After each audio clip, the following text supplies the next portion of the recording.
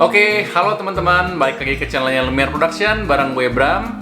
Dan kali ini gue akan sharing ke kalian mengenai langkah-langkah yang sebaiknya dilakukan saat kalian mau beli rumah. Simak terus!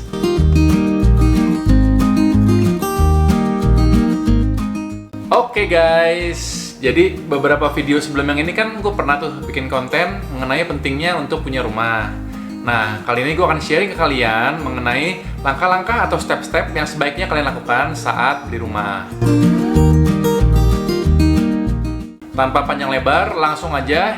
Yang pertama, menurut gue kalian harus tentukan budget kalian.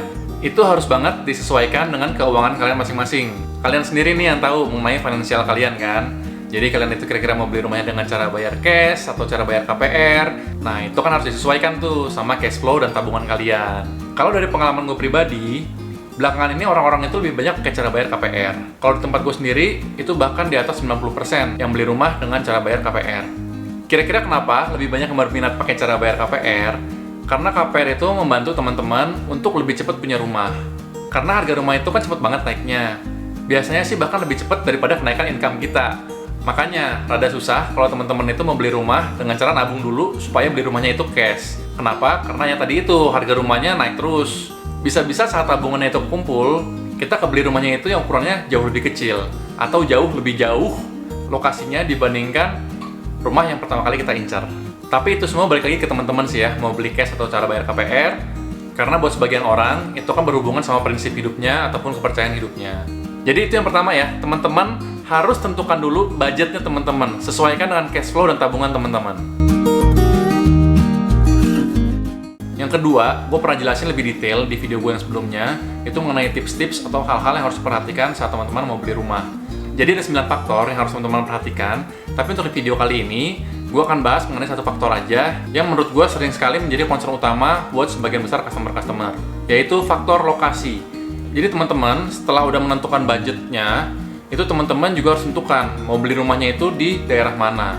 Harga tanah itu sekarang udah mahal banget, apalagi untuk Jakarta ya. Jadi otomatis harga rumahnya juga udah tinggi-tinggi. Nah, jadi ini juga faktor penting nih, teman-teman harus tentuin lokasinya itu kira-kira teman-teman pengennya di mana. Yang biasanya berhubungan dengan penentuan lokasi rumah, itu adalah lokasi tempat kerja teman-teman. Jadi jauh apa enggak sama tempat kerjanya teman-teman. Terus rumah orang tua.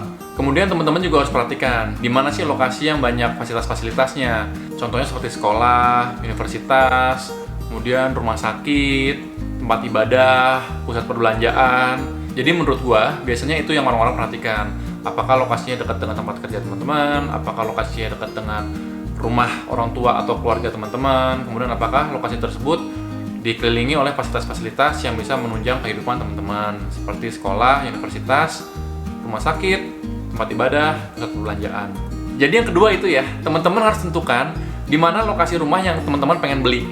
Misalnya nih, teman-teman saat ini domisilinya atau tempat kerjanya itu di Jakarta Barat. Mungkin teman-teman lebih sesuai kalau lokasi rumahnya itu di Serpong. Atau kalau misalnya domisili atau tempat kerja teman-teman saat ini di Jakarta Utara atau Jakarta Timur.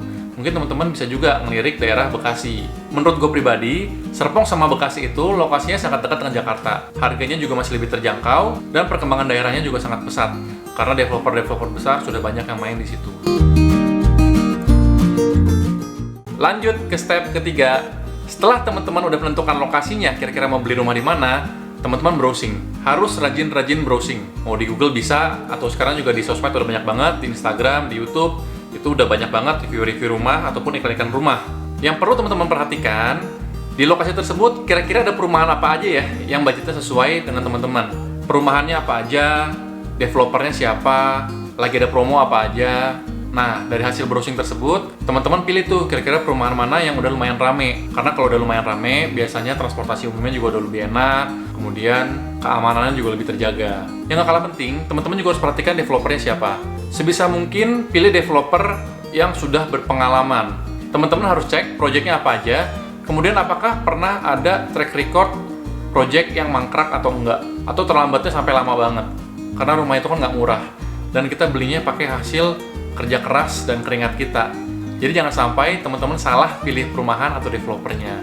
Teman-teman juga mungkin pernah baca berita ada beberapa developer yang nakal. Jadi kesian banget sih menurut gua, customer-customer itu dirugikan. Mereka udah nabung, mereka udah kerja susah payah untuk membeli rumah impiannya, ternyata projectnya mangkrak atau telatnya sampai lama banget.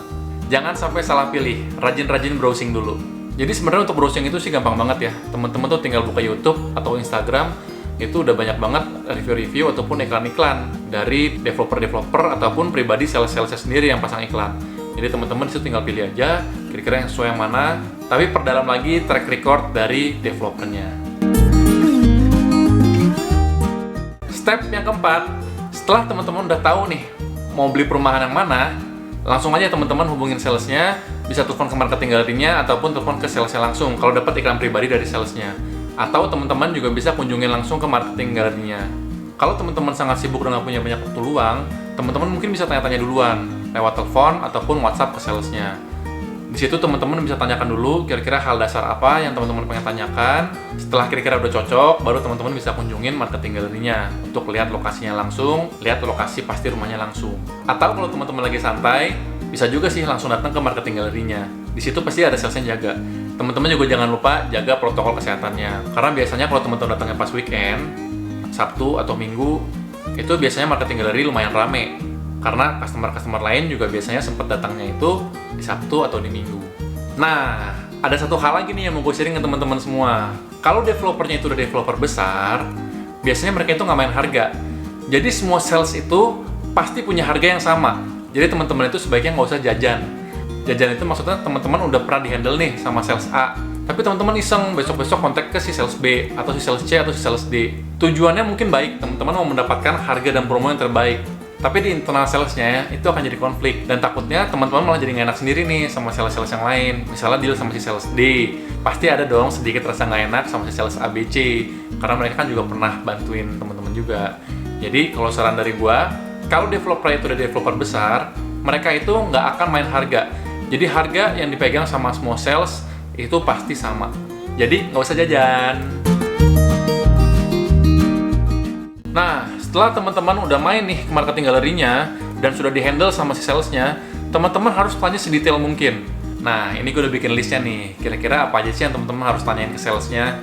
Teman-teman harus tanyain lokasi pasti perumahannya. Apalagi kalau developernya itu punya kawasan yang cukup besar ya, yang punya luas area cukup besar. Kalau bisa langsung survei ke lokasi unit yang masih available-nya. Jadi teman-teman langsung bisa ngerasain feel-nya. Hadap mana? Hadap utara, hadap selatan, hadap timur, hadap barat. Yang mana yang teman-teman lebih cocok.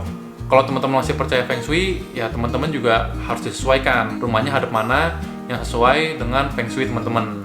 Kalau gue pribadi sih udah nggak ngikutin Feng Shui. Lebih ke feeling aja, lebih dapatnya itu hadap mana gitu. Teman-teman juga harus tanya tipe dan spesifikasi rumahnya. Luas bangunannya berapa? Luas tanahnya berapa? Luas tanah tersebut dimensinya berapa? Misalnya luas tanah 90, itu kan bisa jadi 9x10, bisa jadi 6x15, dan sebagainya. Komplit ya nanyanya. Jadi biasanya kan dijelasinnya pakai brosur tuh sama si salesnya.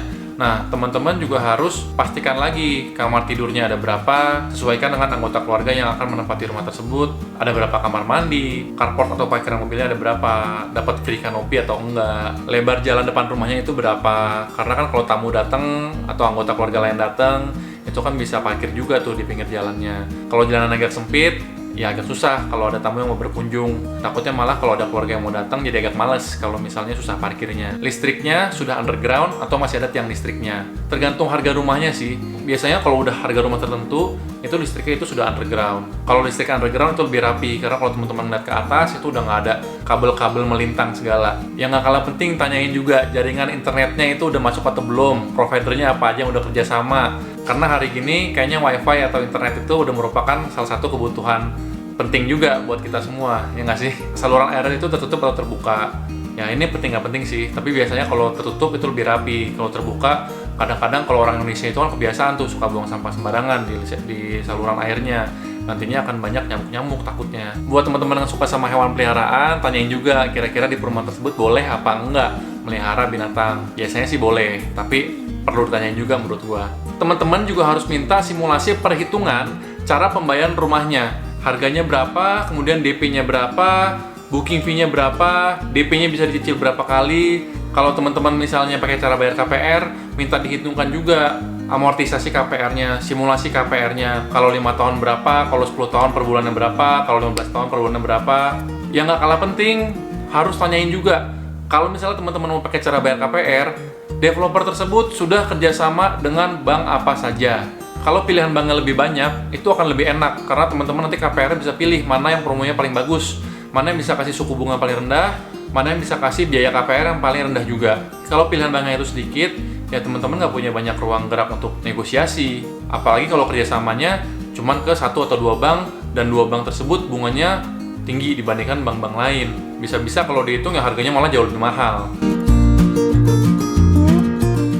Oke, jadi kalau udah puas nanya-nanyanya, teman-teman udah mendapatkan semua informasi yang dibutuhkan, teman-teman juga udah cocok sama cara pembayarannya, sama rumahnya, itu kita masuk ke step berikutnya, step yang ke-6.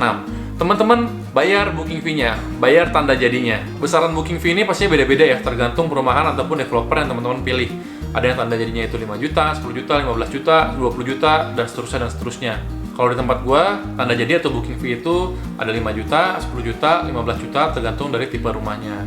Dan biasanya booking fee atau tanda jadi itu udah termasuk di dalam harga, udah termasuk di dalam DP. Itu juga teman-teman harus pastikan. Kadang-kadang ada juga developer yang booking fee atau tanda jadinya itu di luar harga. Habis bayar booking fee, yang ke-7, teman-teman lanjutkan pembayarannya sesuai dengan skema pembayaran yang sudah disetujui sebelumnya. Kalau misalnya teman-teman dapat skema pembayarannya itu DP bisa dicicil 3 bulan atau 6 bulan, ya teman-teman bayar tuh DP-nya sesuai dengan tanggal jatuh temponya. Kalau misalnya teman-teman pakai cara bayar cash atau tunai keras, teman-teman juga tinggal lunasin aja, tinggal bayar di tanggal yang sudah disepakatin bersama. Oke, habis step 7 selesai. Step yang ke-8, teman-teman serah terima rumah. Biasanya serah terima rumah itu kalau udah lunas atau kalau teman-teman sudah akad kredit KPR dengan bank. Oke teman-teman, jadi itu aja dari gua, 8 langkah atau step membeli rumah. Semoga video ini bermanfaat buat teman-teman semua yang lagi cari rumah, dan gue doain semoga teman-teman semua cepat dapat rumah impiannya. Jangan lupa subscribe, share, like, dan komen, dan sampai jumpa di video-video yang berikutnya. Bye!